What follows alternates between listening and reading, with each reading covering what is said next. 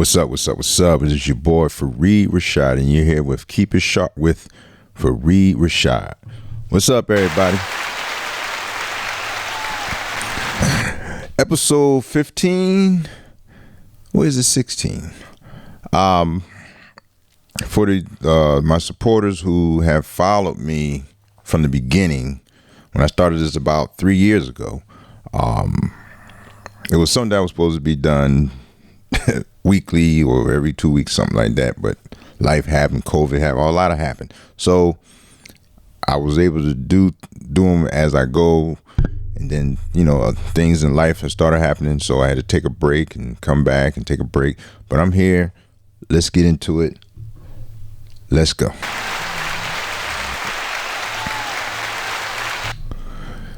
First, I want to give a shout out to a couple educators out of Philly. For you guys that don't know, I'm a barber out of Philadelphia. I'm from Philadelphia, Pennsylvania, but I've been living in Tampa, Florida for the last since 16. So I say 7 years, maybe a little over 7 years, give or take.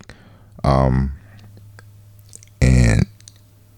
in Philly, there we have a great tradition of having good barbers, and in a lot of cases, great barbers. And I probably lie in there in between somewhere. At least I would think that. So shout out to me for being a Philly barber.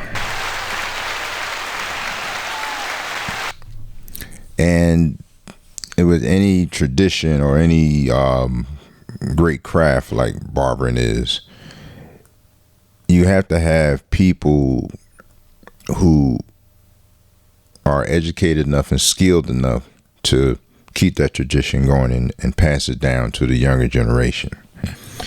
And there's a couple guys that I know of who's doing just that.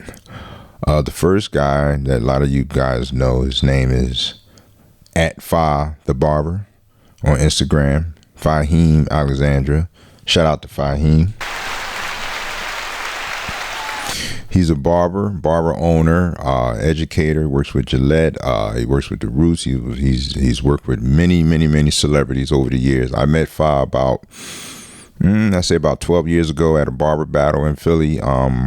And we don't talk a lot, but every time that, we cross paths, it's like, we've been friends our whole life. And he has always supported things, and supported me and in different things that we did when it comes to barbering. So I really appreciate Fa for that. Shout out to him. And I know that the barber game and the education of those younger barbers is in good hands. There's another brother by the name on Instagram @PMichael_. I never met P. Michael in person. I never talked to him, but I plan to reach out to P. Michael because like Fa, I started a documentary about 3 years ago and out of Philly, it's about the Philly barbers and the tradition of the barbering game there. And with COVID and a lot of things that's been happening in my life personally, I haven't been able to get back down there to finish that. So I'm finishing up a documentary now here in St. Pete. And as soon as that is done, which hopefully be in the next 30 to 60 days, I will go down there and finish up the doc in Philly. And Fa definitely was he was one of the first guys that I interviewed. So shout out to him again. The brother P. Michael_ at Instagram. So make sure you guys go and follow him. He's working with 10-year-olds. And, young barbers of male, female, of different age groups. And, I never had heard of Michael's before until I ran across him on Instagram. That's what we need, bro. We need guys like that who's not only skilled and knowledgeable, but who's taking the responsibility of making sure that he passed the torch into the right hands. And and not only is it just male children, we talking about female children, we talking about different races, not just black, and stuff like that. He's taken our game to another level, and I really appreciate that. And hopefully that I can support him and he can support me, and our endeavors to keep the barber game in Philly and the tradition going and alive.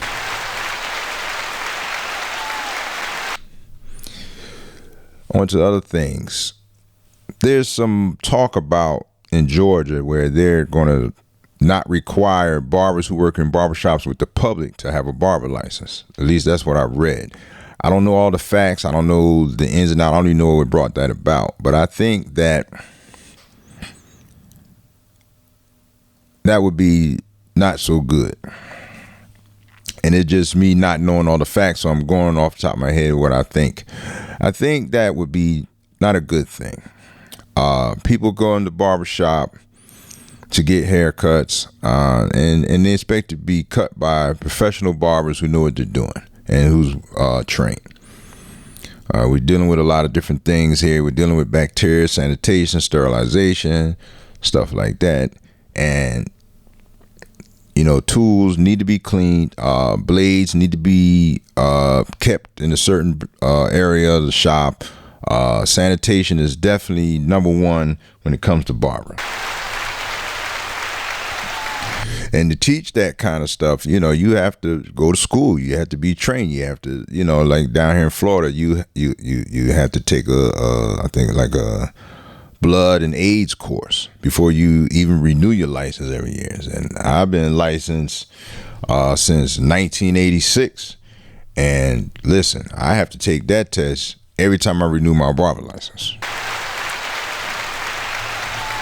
And, these are the things that barbers need to know. As far as the barbers that have suites, because I know in Georgia, like especially Atlanta, there's a lot of barbers who have suites. So I guess that they're still requiring them to have a license, which is awesome. But it's not fair, I think, to the rest of the barber community, throughout the country and worldwide, that you're going to have a state that's going to drop the barber license and have a bunch of people in these barbershops cutting hair that really don't know what they're doing. Now, let me say this. There are barbers out here who cuts hair every day, probably for the last 20 plus years without a license. So let me let that be known. I'm sure there are quite a few barbers out here who are cutting hair without a license and can cut, because a lot of them are blended in with barbers who are licensed and who can cut and know what they're doing. So there are barbers and cosmetologists who are here who can do hair and don't have a license. So shout out to the barbers who don't have a license, who can do hair and who can hide and blend in well. Is it right? No. I think it's disrespectful to the other barbers for whatever reasons that they don't have a license. Hopefully they either get one or they stay out the way. So I hope that Georgia doesn't, pass the bill where a barber doesn't need a license. We need all the barbers to have a license.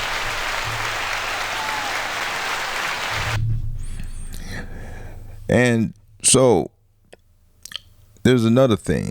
There's a barber by the name of Ivan Zoot, Z-O-O-T. Ivan is an educator. Has been in the industry for many, many, many years. I met Ivan at a CT show probably back in 2011 or 12, somewhere in there. He has a Guinness Book World Record of one of the fastest fades ever.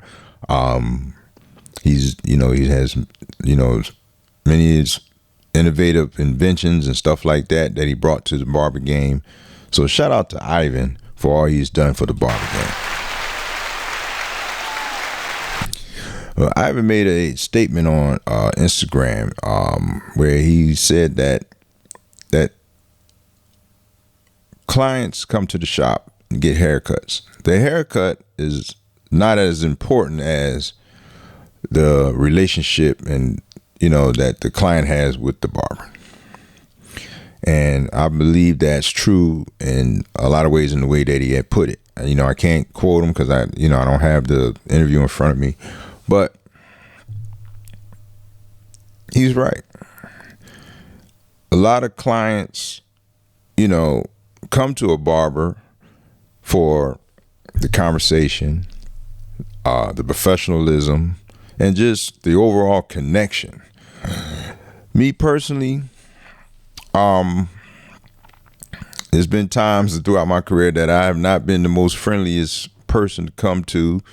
When you first walk in the shop, I'll speak, I'll say hello sometimes I didn't. I started out as a young barber. I grew up in a barber shop as a child, with my grandfather and my uncles. It's important to be able to connect with people, whether you're a barber or not.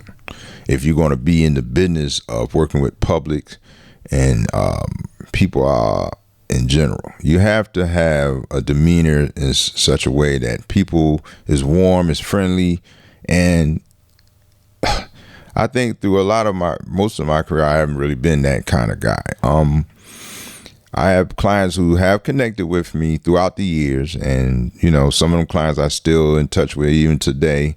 And by me being in a different state and living in a different state, and I have lived in 2 or 3 different states, so I have built up a clientele, and then I move away.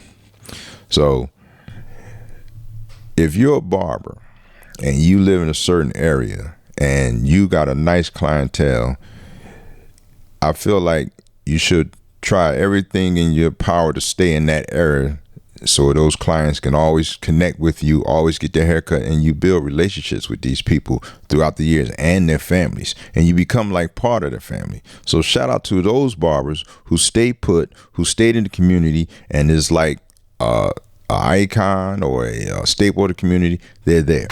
Shout out to them. Because if you move around a lot and you get to an age like I am,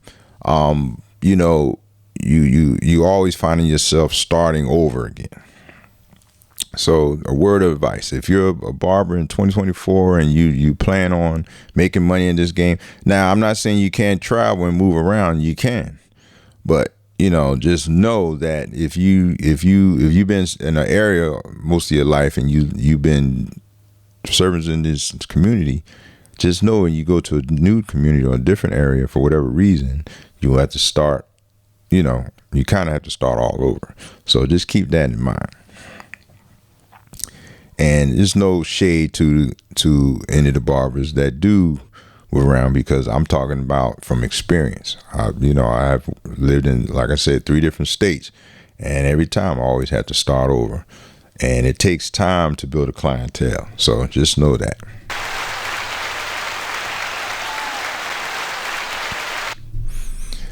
Then there's barbers who feel as though that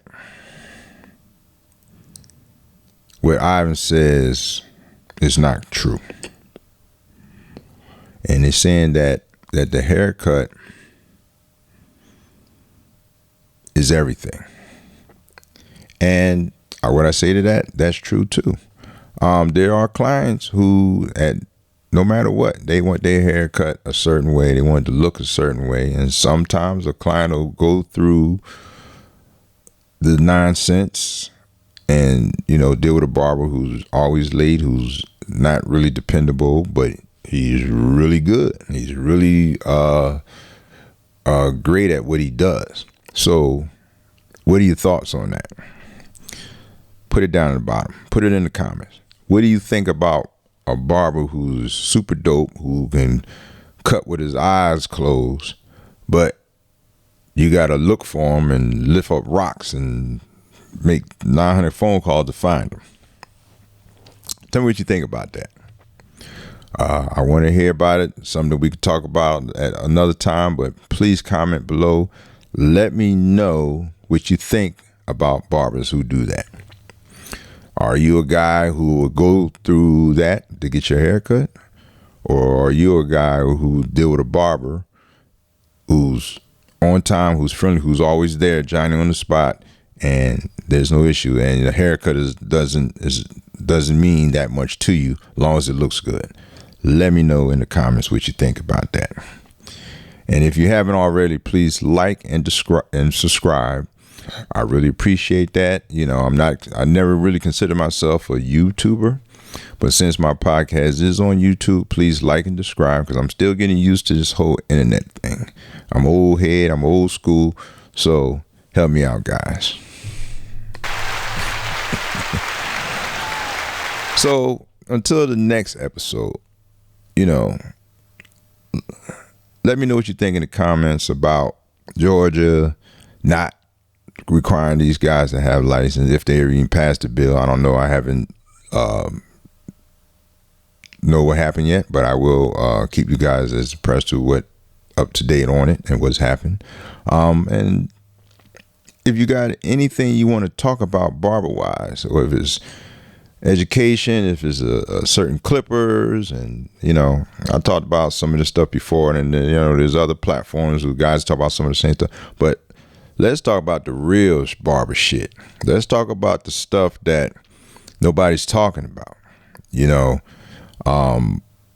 What is it like for you younger guys being a barber in 2024? What can I answer or add or talk about that will help you now, as opposed to what we did years ago? So until next time, holla at your boy. Like and subscribe. We is out.